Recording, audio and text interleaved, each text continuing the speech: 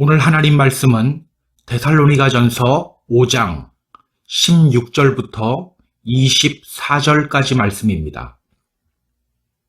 데살로니가전서 5장 16절부터 24절까지 말씀.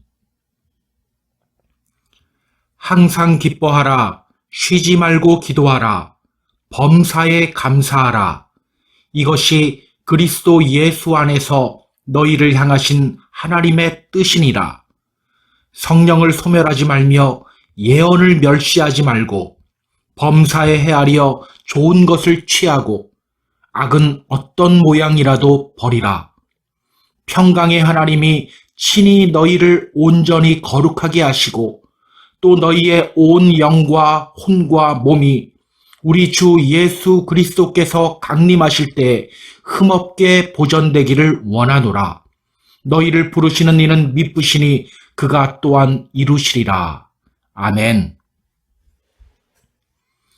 오늘은 대림절 세 번째 주일입니다. 대림절, 기다림의 절기죠. 예수님을 기다리는 절기죠. 그렇다면 여러분, 이 대림절 기간 동안 우리 믿음의 성도들이 힘써야 할 것이 무엇입니까? 나는 과연 예수님 맞을 준비를 하고 있는가? 우리 자신을 점검해야 합니다. 그리고 종말을 살아가는 믿음의 자세를 회복해야 합니다. 예수님이 오신다고 한번 생각해 보세요. 예수님이 곧 오신대요. 정신이 번쩍 나지 않습니까? 그렇게 정신 차리고 신앙생활하는 것이 바로 예수님 맞을 준비하는 자세요. 또한 종말을 살아가는 믿음의 자세입니다. 자, 지난 2주간의 말씀을 한번 정리해 볼게요. 예수님 맞을 준비를 하는 믿음의 성도들, 어때야 하죠? 깨어 있어야 합니다. 깨어 있다는 것, 무엇을 의미합니까? 감람산에 오르는 것을 의미하죠. 즉, 세상과 선을 긋고 맞짱 뜨는 자세로 살아가는 것이 깨어있는 겁니다. 싸우라는 것이 아니에요. 이걸 성경적으로 말하면 세상과 구별된 거룩함을 회복하는 것, 이것이 바로 깨어있는 겁니다. 예수님 맞을 준비하는 믿음의 성도들, 또 어떤 자세로 살아가야 합니까? 회개. 우리는 모두 양 같은 존재들이에요. 양은 어떤 존재들입니까? 우리는 다 양 같아서 그릇 행하여 각기 제 길로 갔거늘 여차하면 곁길로 가는 존재가 바로 양입니다. 따라서 회개란 단지 하나님 잘못했습니다 하면서 눈물 흘리거나 앞으로 잘하겠습니다 하고 결심하는 것, 여기서 멈추는 것이 아닙니다. 다시 주님의 음성을 들으며 주님 따라가는 자리로 돌아오는 것, 이것이 바로 진짜 회개예요. 그런 참된 회개는 어떻게 이루어집니까? 로마서 8장 7절은 말해요. 육신의 생각은 하나님과 원수가 되나니. 또 로마서 8장 14절은 말합니다. 무릇 하나님의 영으로 인도함을 받는 사람은 곧 하나님의 아들이라. 육신대로 살지 않고 영을 따라 살아야 합니다. 육신대로 살지 않고 영을 따라 살아야 한다. 왜 성령을 따라 살아야 합니까? 우리는 연약해요. 잘못된 것을 구하기도 합니다. 죄 중에 빠져 있으면서도 자기가 죄에 빠져 있는지 인식을 잘 못해요.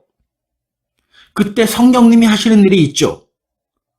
이와 같이 성령도 우리의 연약함을 도우시나니 우리는 마땅히 기도할 바를 알지 못하나 오직 성령이 말할 수 없는 탄식으로 우리를 위하여 친히 간구하시느니라. 성령님이 우리를 위하여 간구하십니다. 때문에 참된 회개는요, 노력이나 결심으로 이루어지는 것이 아닌 거예요. 우리 안에서 말씀하시는 성령님의 음성 듣고 순종할 때 참된 회개가 이루어지는 겁니다.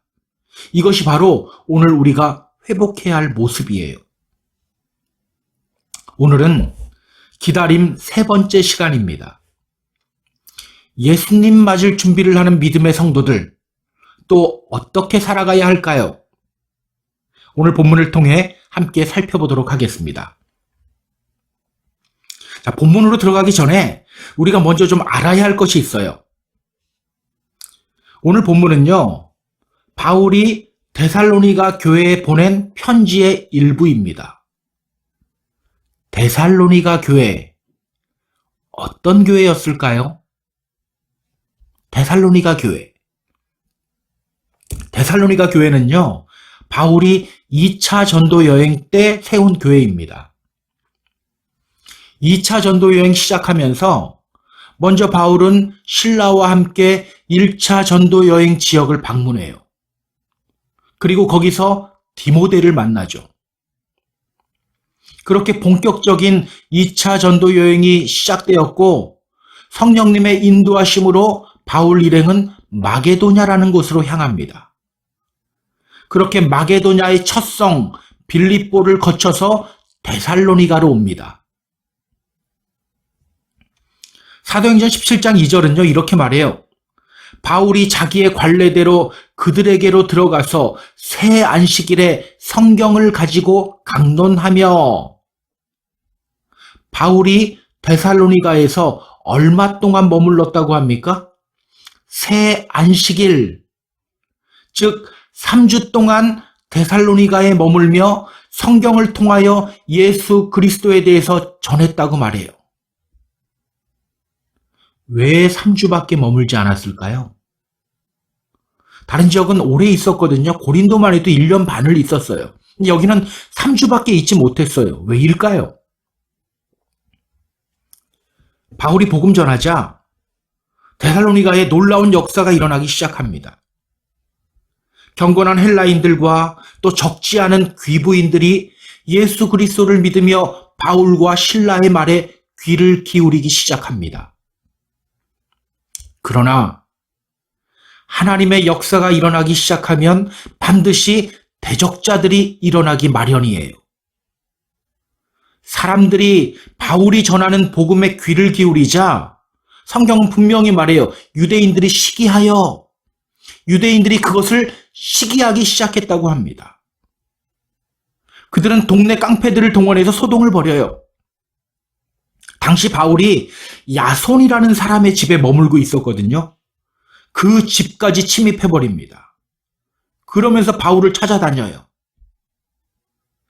어쩔 수 없이 믿음의 형제들은 바울과 실라를 그 옆 동네인 베레아로 보냅니다. 그런데요, 이 데살로니가 사람들이 베레아까지 쫓아와요. 바울은 어쩔 수 없이 또 떠납니다. 그리고 간 곳이 아테네예요. 그리고 아테네를 거쳐서 고린도로 간 거예요. 여러분, 데살로니가를 생각할 때 바울 안에 어떤 마음이 들었을까요? 데살로니가를 생각할 때마다 바울 안에 어떤 심정이 생겼을까? 데살로니가 교인들은요, 복음의 메시지를 단지 3주 정도밖에 듣지 못했어요. 일주일에 한 번 들었다고 생각하면 설교 3번 들은 거예요. 바울의 입장에서 보면요, 젖도 제대로 물려보지 못하고 떠나보낸 아기를 바라보는 그런 엄마의 심정이었을 겁니다. 저들에게 말씀을 더 전했어야 했는데, 저들이 복음의 메시지를 더 들었어야 했는데, 이런 안타까움이 바울 안에 있었어요. 또 데살로니가에 있는 유대인들, 이 사람들이 어떤 사람들입니까? 이게 보통 사람들이 아니에요. 여차하면 깡패를 동원하는 사람들이에요. 거기다가 포기도 몰라요. 베레아까지 쫓아왔잖아요. 거기서 신앙생활을 해야 할 데살로니가 교인들 생각할 때마다 아마 걱정이 무척 됐을 겁니다. 그래서 바울은요, 디모데를 데살로니가로 보냅니다. 그것에 대한 내용이 데살로니가 전서 3장 2절 3절에 나와요. 데살로니가전서 3장 2절 3절 한번 확인해 보세요. 우리 형제 곧 그리스도의 복음을 전하는 하나님의 일꾼인 디모데를 보내노니 이는 너희를 굳게 하고 너희 믿음에 대하여 위로함으로 아무도 이 여러 환난 중에 흔들리지 않게 하려 함이라. 우리가 이것을 위하여 세움 받은 줄을 너희가 친히 알리라. 이렇게 바울은 디모데를 데살로니가로 보냈고요. 얼마 후 디모데는 데살로니가 교회에 대한 소식을 가지고 돌아옵니다. 디모데가 어떤 소식을 가지고 왔을까요? 믿기 힘든 굉장한 소식을 가지고 와요. 겨우 3주밖에 복음의 메시지를 듣지 못한 사람들인데 그들의 믿음이 더욱 견고해지고 있다는 소식을 가지고 와요. 매우 고무적인 현상이죠. 이 소식을 들은 바울 어땠을까요? 데살로니가전서 1장을 보면요. 이 소식을 들은 바울의 반응이 나와요. 데살로니가전서 1장 2절, 3절, 4절이 나오는데요. 제가 잠시 읽어볼게요. 우리가 너희 모두로 말미암아 항상 하나님께 감사하며 기도할 때 너희를 기억함은 너희의 믿음의 역사와 사랑의 수고가 우리 주 예수 그리스도에 대한 소망의 인내를 우리 하나님 아버지 앞에서 끊임없이 기억함이니 하나님의 사랑하심을 받은 형제들아 너희를 택하심을 아노라. 그들 안에 믿음의 역사가 넘치고 사랑의 수고가 넘친다는 것을 알게 된 거예요. 복음을 얼마 듣지 못했음에도 불구하고 이렇게 믿음이 견고해지고 있는 데살로니가 교인들을 보면서 바울은 하나님께 감사와 영광을 돌립니다. 아마 이때 바울은 또 깨달았을 거예요. 내가 하는 게 아니구나. 내가 하는 게 아니야. 주님이 선택하셨고 주님이 일하시는 거구나. 자기는 저 사람들 정말 말씀 별로 못 들어갔고 이거 큰일인데 그랬는데 믿음이 성장하고 있는 거예요. 내가 하는 게 아니구나. 주님이 일하시는 거구나. 그런데요. 좋은 소식만 있었던 것은 아니었습니다. 좋지 않은 소식도 있었어요. 좋지 않은 소식이라기보다는 걱정되는 소식이에요. 교회 안에 그리스도의 재림에 대해서 잘못 이해하고 잘못된 행동을 하는 사람들이 있다는 소식이었어요. 교인들 중에 그리스도의 재림을 기다린다는 명목으로 아무 일도 하지 않고 있는 성도들이 있다는 소식을 들었어요. 그 소식 듣고 바울은 펜을 들고 편지 쓰기 시작하는 겁니다. 데살로니가 교인들이 예수님의 재림에 대해 올바른 이해를 갖고 올바른 자세로 주님 맞을 준비를 하기 위해서 편지를 쓴 거예요. 그것이 바로 데살로니가 전서와 후서입니다. 자, 그럼 이걸 머릿속에 넣고 오늘 본문을 봐야 됩니다. 자, 23절 보세요. 23절. 평강의 하나님이 친히 너희를 온전히 거룩하게 하시고 너희의 온 영과 혼과 몸이 우리 주 예수 그리스도께서 강림하실 때 흠없이 보존되기를 원하노라. 너희의 온 영과 혼과 몸이 우리 주 예수 그리스도께서 강림하실 때 흠없이 보존되기를 원하노라. 사실 이 말씀은요, 데살로니가를 통해 계속 반복되고 있는 말씀이에요. 우리 확인해 볼까요? 데살로니가전서 2장 12절 보시기 바랍니다. 데살로니가전서 2장 12절. 이는 너희를 부르사 자기 나라와 영광에 이르게 하시는 하나님께 합당히 행하게 하려 함이라. 주님 맞을 준비하며 주님께 합당히 행해야 한다고 말합니다. 자, 또 데살로니가전서 3장 13절 보세요. 데살로니가전서 3장 13절. 너희 마음을 굳게 하시고 우리 주 예수께서 그의 모든 성도와 함께 강림하실 때 하나님 우리 아버지 앞에서 거룩함에 흠이 없게 하시기를 원하노라. 예수님이 다시 오실 때 우리 믿음의 성도들의 모습 어때야 한다고 합니까? 거룩하고 흠이 없어야 한다고 말해요. 그리고 오늘 본문에서 바울은 또 반복하며 강조하고 있는 겁니다. 너희의 온 영과 혼과 몸이 우리 주 예수 그리스도께서 강림하실 때 흠없게 보존되기를 원하노라. 데살로니가 교인들은요, 예수님이 오시는 날에 대한 남다른 열정이 있었어요. 그런데요, 어떻게 예수님을 맞을 준비해야 하는지는 잘 몰랐습니다. 그런 그들에게 오늘 바울이 말해요. 너희의 온 영과 혼과 몸을 흠없게 보존해라. 예수님 맞을 준비하며 영과 혼과 몸을 흠없게 보존해야 한다. 그렇게 영과 혼과 몸이 흠이 없는 그리스도인으로서 주님 맞이할 때 주님이 우리의 영접을 기뻐 받으신다. 여기에서 흠이 없다는 말은요, 헬라어로 보면 아멘프토스라는 단어입니다. 아멘프토스. 이 말은요, blameless라는 뜻이에요. blameless. 책망받을 일이 전혀 없는 것을 의미하는 단어예요. 책망받을 일이 전혀 없는 것. 그렇게 주님께 책망받을 일이 전혀 없는 모습으로 설 때 주님이 우리의 영접을 기뻐 받으신다는 겁니다. 주님께 책망받을 일이 전혀 없는 모습으로 설 때 주님이 우리의 영접을 기뻐 받으신다. 그렇다면 여러분, 이 대강절 세 번째 주일, 오늘 본문 보면서 우리가 우리 자신을 점검하며 던져야 할 질문이 뭡니까? 나는 정말 나의 영과 혼과 몸을 흠없이 보존하고 있는가? 이 질문 던져야 합니다. 나는 과연 나의 영과 혼과 몸을 흠없이 보존하고 있는가? 우리 하나님 어떤 분입니까? 우리 하나님은요, 흠없는 재물을 받으시는 분이세요. 민수기 28장 31절에서 말씀하셔요. 너희는 다 흠없는 것으로 상번제와 그 소제와 전제 외에 그것들을 드릴 것이니라. 번제든 소제든 전제든 모두 흠이 없는 것으로 하나님께 드려야 한다고 말씀하셨어요.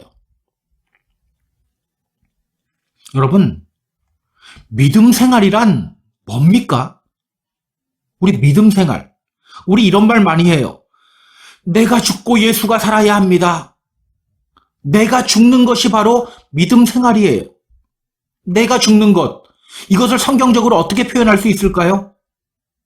그래, 입 깨물고 입술 깨물면서 나를 죽여야지, 이렇게 표현할 수 있는 게 아니에요. 성경적으로는요, 이렇게 표현해요. 나를 주님께 제물로 바치는 거예요. 나를 주님께 제물로 바치는 것. 결국 믿음 생활이란 교회 생활이 아니에요. 나를 주님께 제물로 바치는 거예요. 왜 내가 죽어야지 하는데도 죽지 않고 꼿꼿이 살아 있습니까? 이 제물로 바친다는 이 개념이 없기 때문이에요. 믿음은요, 나를 주님께 제물로 바치는 거예요.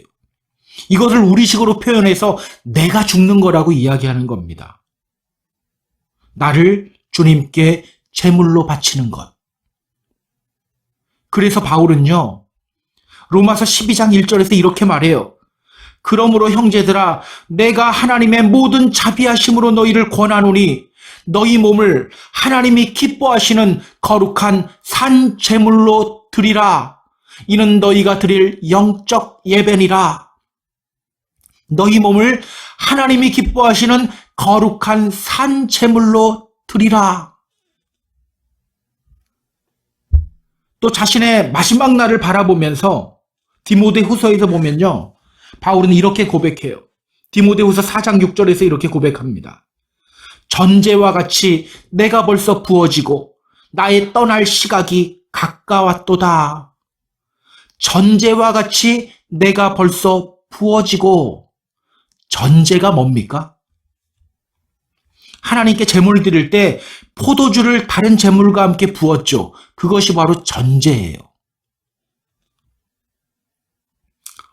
드링크 오퍼링이라고도 합니다.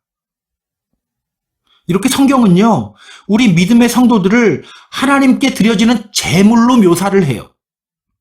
때문에 믿음 생활은 단지 교회 생활이 아닌 거예요. 교회 다닌다고 믿음 생활한다고 생각하면 안 돼요. 그냥 교회 다니는 건 종교 생활인 거예요. 근데 우리는 종교 생활을 넘어서 믿음 생활해야 되는 거예요. 믿음 생활은 뭡니까? 나를 주님께 제물로 드리는 거예요. 내가 꼿꼿이 살아있는 것이 아니라 나를 주님께 제물로 드리는 것. 나를 주님께 제물로 드리려면 나는 어떤 제물이 되어야 합니까? 흠이 없는 제물이 되어야 하는 겁니다.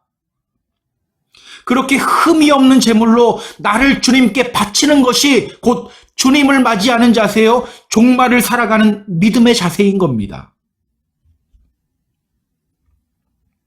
그렇다면 여러분, 우리는 어떻게 흠이 없는 믿음의 성도가 될 수 있을까요? 어떻게 흠이 없는 믿음의 성도가 될 수 있을까? 우리 자신을 가만히 한번 보세요. 혹시 흠 없는 분 있나요? 흠 없는 분 있습니까? 우리는 끊임없이 죄를 지어요. 우리 인간이 얼마나 죄에 취약한 존재냐면요. 내 행동이나 몸으로 안 되면 생각으로라도 죄를 지어야 돼요. 그래야지 직성이 풀려요. 몸으로 복수 못하면 생각으로라도 미워하고 있어야 돼요. 그런 존재가 바로 우리 인간이에요. 그런 우리가 어떻게 흠없게 될 수가 있습니까? 아무리 생각해도 불가능하게 보여요.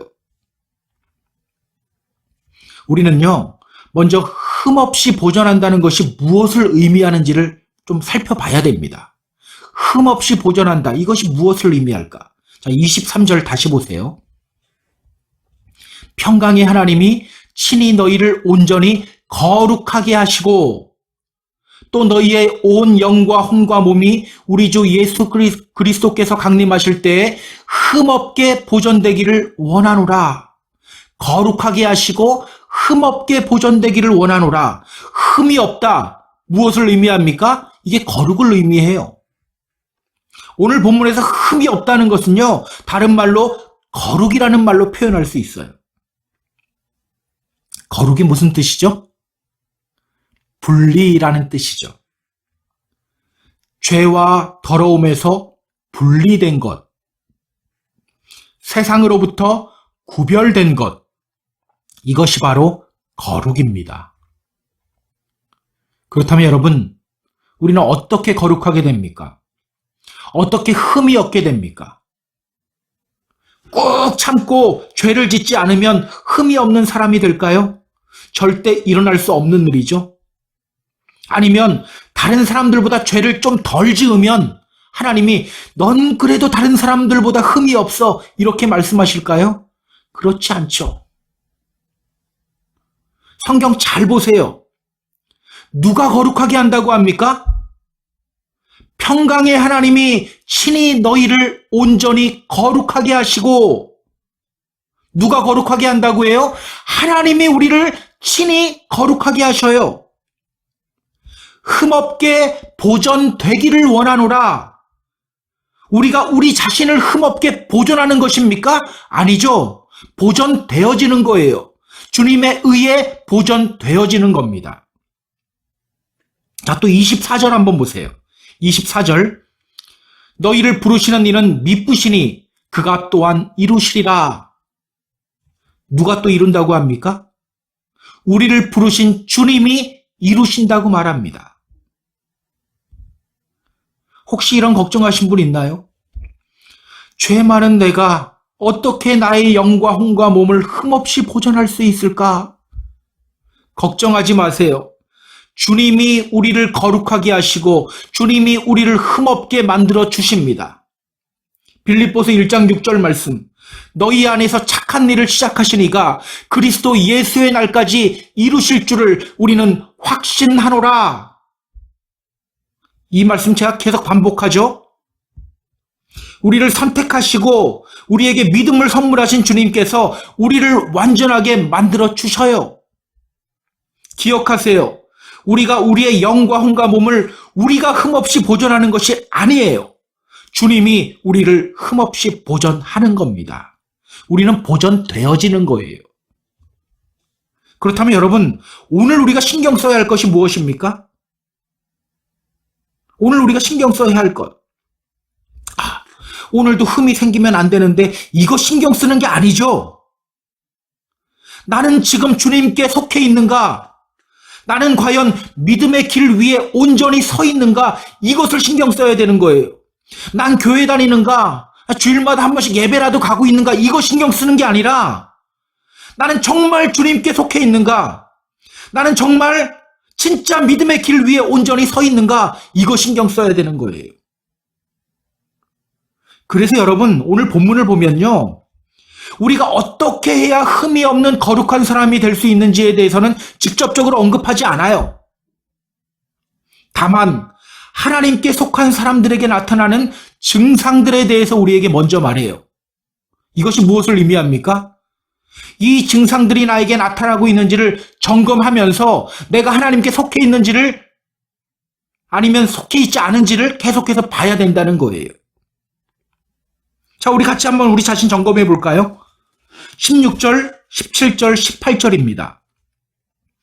자, 16절서부터 18절까지 우리 같이 읽습니다. 항상 기뻐하라, 쉬지 말고 기도하라, 범사에 감사하라. 이것이 그리스도 예수 안에서 너희를 향하신 하나님의 뜻이니라. 주님께 속해서 주님 맞을 준비 잘하는 사람들에게 어떤 증상이 나타난다고 합니까?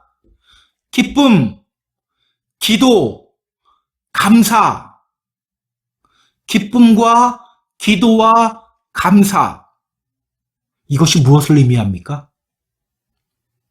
내 안에 기쁨이 넘치고 하나님과의 교제가 넘치고 감사가 넘치고 있다면, 내가 지금 하나님께 속해 있구나.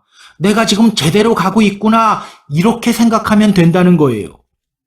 반대로 교회도 다니고 주일 예배도 드리는데 내 안에 기쁨이 없고 기도가 나오지 않고 감사가 나오지 않고 있다면, 지금 나에게 큰 문제가 있구나. 하나님과의 관계에 큰 문제가 있구나. 내가 지금 종교 생활하고 있구나. 이렇게 생각하면 된다는 거예요. 여기서 우리는 이렇게 반문할 수도 있어요. 아니, 하나님이 기뻐할 거리 무한 제공해주면 되지 않습니까? 무한 리필집처럼 하나님이 감사거리 계속해서 무한 리필해 주시면 되지 않습니까? 이것도 일리 있는 질문인 것 같아요. 그러나 여러분, 여기서 말하는 기쁨과 기도와 감사는요, 그런 종류의 것들이 아니에요.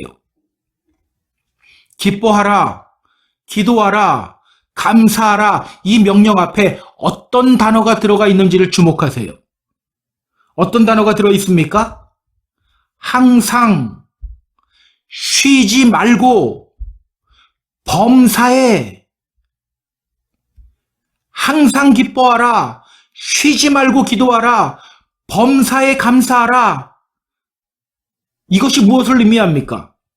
성경이 이야기하는 기쁨과 기도와 감사는요, 외부로부터 오는 것이 아니라는 겁니다. 외부로부터 오는 것이 아니라는 거예요. 여러분, 이번 한 주간의 삶을 가만히 한번 돌이켜보세요. 이번 한 주간의 삶, 정말 기뻐할 일이 얼마나 생겼습니까? 정말 감사할 일이 얼마나 생겼습니까? 일반적인 기쁨과 감사는요, 외부에서 오는 거예요. 기뻐할 일이 있어야 오는 기쁨이에요. 감사할 일이 생겨야 나오는 감사예요.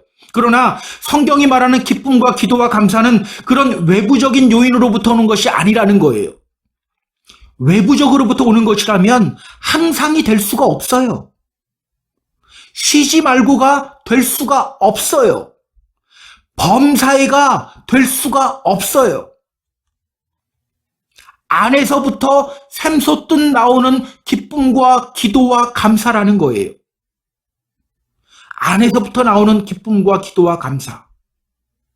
그래서 바울은요, 고린도후서 6장 10절에서 믿는 사람들의 삶을 이렇게 묘사하는 겁니다. 근심하는 자 같으나 항상 기뻐하고, 가난한 자 같으나 많은 사람을 부유하게 하고, 아무것도 없는 자 같으나 모든 것을 가진 자로다.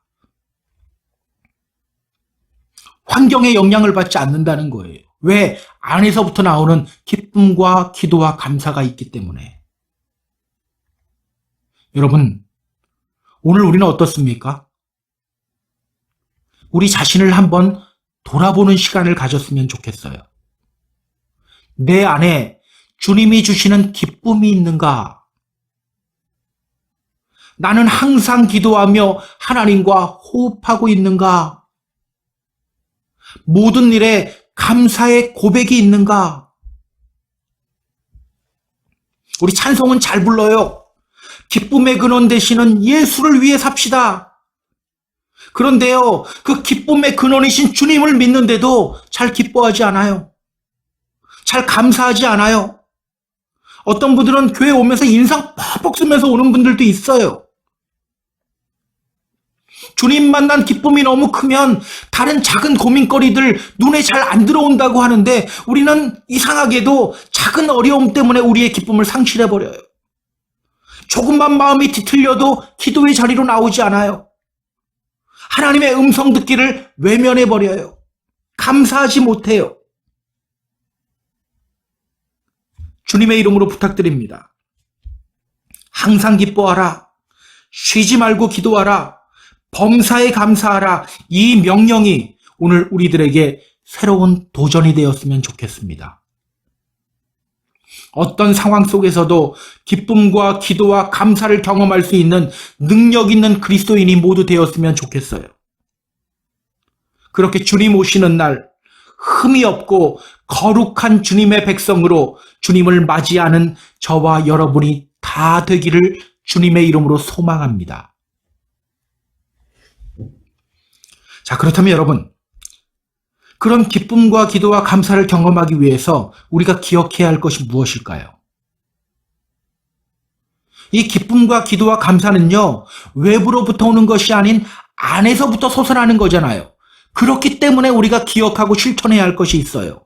그것이 뭘까요? 자, 19절부터 22절까지 말씀입니다. 19절서부터 22절까지 말씀. 성령을 소멸하지 말며 예언을 멸시하지 말고 범사에 헤아려 좋은 것을 취하고 악은 어떤 모양이라도 버리라. 오늘 바울은요, 기쁨과 기도와 감사를 통해 거룩하고 흠이 없는 그리스도인이 되는 비결을 우리에게 알려줘요. 그 비결이 뭡니까? 성령을 소멸하지 말라. 예언을 멸시하지 말라. 하나님 말씀을 무시하지 말라는 뜻입니다. 좋은 것을 취하고 악은 어떤 모양이라도 버려라. 성령을 소멸하지 말라. 말씀을 무시하지 말라. 악은 어떤 모양이라도 버려라. 저는 오늘 성령을 소멸하지 말라는 이 말씀을 우리가 조금 더 주목했으면 좋겠어요. 여기서 소멸하다라는 말은요, 소멸하다, 스벤누메라는 헬라어 단어예요. 스벤누메. 이 말은요, to extinguish of fire, 불을 끄는 것을 의미하는 단어입니다. 자, 소화기를 뭐라고 하죠? extinguisher라고 하죠. 성령님이 우리 안에 불타는 마음 주실 때 그때그때의 내 감정과 내 상황에 휩쓸려 성령님의 음성을 무시하는 것이 바로 성령을 소멸하는 것입니다. 쉽게 말해서 육신대로 살아가는 것이 바로 성령 소멸하는 거예요. 여러분, 왜 우리가 성령을 소멸하면 안 됩니까? 왜 우리가 성령님을 소멸하면 안 되죠? 성령님이 우리의 구원의 보증이 되어주시기 때문이에요. 지난주에 우리가 살펴봤잖아요. 성령님이 우리의 신원 보증인이 되어주시기 때문이에요. 우리는 죄인인데 성령님이 우리를 보증해 주시기 때문에, 의인이라고 보증해 주시기 때문에 우리가 구원받게 되는 거예요. 여러분 안에 성령님이 계시다는 거 다 알고 계시죠? 우리 믿음은요, 성령의 열매예요. 우리가 하나님을 믿는다는 것은요, 우리 안에 성령님이 역사하신다는 증거예요. 그런데 갈라디아서 3장 3절을 보면요, 바울이 이런 말을 합니다. 너희가 이같이 어리석으냐? 성령으로 시작하였다가 이제는 육체로 마치겠느냐? 성령으로 시작하였다가 이제는 육체로 마치겠느냐? 분명 성령으로 말미암아 믿음의 길을 걷기 시작했는데 나중에 육체의 길로 들어서는 사람들이 있다는 거예요. 성령으로 말미암아 믿음의 길 걸어가기 시작하고 은혜 받았는데 나중에 교회 생활하면서 오히려 육신의 눈을 뜨는 사람들이 있다는 거예요. 사람의 눈을 뜨고. 또 갈라디아서 5장을 보면요, 바울은 믿는 사람들을 두 종류로 구분해요. 예수를 믿는다고 하지만 몸이 이끄는 대로 살아가는 육적인 사람과 성령이 이끄는 대로 살아가는 영적인 사람으로 이렇게 나눠요. 분명 성령님으로 말미암아 제가 주님 믿습니다, 주님 사랑합니다라고 고백했는데 시간이 지나면서 육신의 일에 얽매여서 성령님의 음성을 외면하며 성령님을 소멸하는 경우가 있다는 겁니다. 그렇다면 여러분, 오늘 우리가 힘써야 할 것이 무엇입니까? 그래도 항상 기뻐해보자. 그래, 쉬지 말고 기도해보자. 범사에 감사해보자. 이렇게 결심하며 마음 가다듬는 것이 아닙니다. 우리 안에서 말씀하시는 성령님께 민감하게 반응하는 것이 먼저예요. 성령님이 나의 생각을 통해 말씀하실 때 그 음성 들을 수 있어야 돼요. 아, 하나님, 지금 남편이 속썩여서 도저히 말씀 들을 기분이 안 납니다. 하나님, 지금 저 사람이 제 속을 확 뒤집어놔서 성령님 음성 들을 기분이 아닙니다. 우리 이렇게 많이 살아가거든요. 이게 바로 육신에게 지는 거예요. 이렇게 육신에게 지는 것이 아니라 성령님의 말씀을 듣고 순종할 수 있어야 되는 거예요. 그때 우리는 예언을 멸시하지 않게 됩니다. 말씀의 의미를 깨닫게 됩니다. 아, 이래서 하나님이 나에게 이런 명령을 하신 거구나. 이런 깨달음이 있게 돼요. 더하여 성령님이 주시는 힘으로 좋은 것을 취하게 됩니다.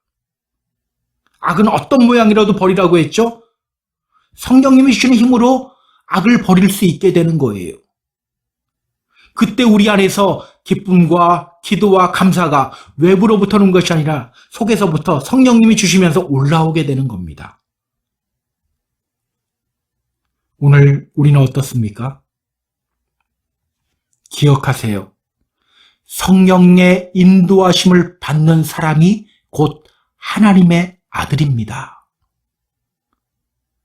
무릇 하나님의 영으로 인도함을 받는 사람은 곧 하나님의 아들이라.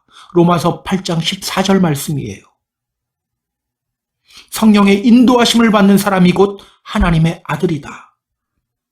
그렇게 성령님을 통해 하나님께 속할 때 우리는 항상 기뻐할 수 있습니다. 쉬지 않고 기도할 수 있습니다. 범사에 감사할 수 있습니다. 그래서 믿음은요, 내 힘 빼는 거예요. 내 힘을 빼고 내 경험이나 지식도 빼고 성령님의 음성 들으며 성령님께 순종하는 삶을 살아가는 겁니다. 스가랴 4장 6절은 말해요. 이는 힘으로 되지 아니하며 능력으로 되지 아니하고 오직 나의 영으로 되느니라. 오직 나의 영으로 되느니라. 여러분, 주님께 사랑받는 주님의 자녀가 되고 싶습니까? 주님께 인정받는 제자가 되고 싶습니까? 이제는 여러분의 힘 빼시기 바랍니다. 순종함으로써 성령님을 소멸시키지 마시기 바랍니다. 우리에게 말씀하시는 성령님의 음성 들으시기 바랍니다. 주님이 우리를 거룩하게 만들어 주십니다. 주님이 우리의 영과 혼과 몸을 흠이 없게 보존하여 주십니다. 이제 말씀을 정리할게요. 우리 사랑하는 펜사콜라 한인교회 성도 여러분, 이 마지막 때에 주님은 주님의 영을 우리에게 부어주시고 계십니다. 그 영으로 말미암아 기뻐하길 원하십니다. 그 영으로 말미암아 기도하길 원하십니다. 그 영으로 말미암아 감사하길 원하십니다. 그렇게 세상과 구별되는 삶을 통해 우리 자신을 거룩한 산 제물로 주님께 바치기를 원하십니다.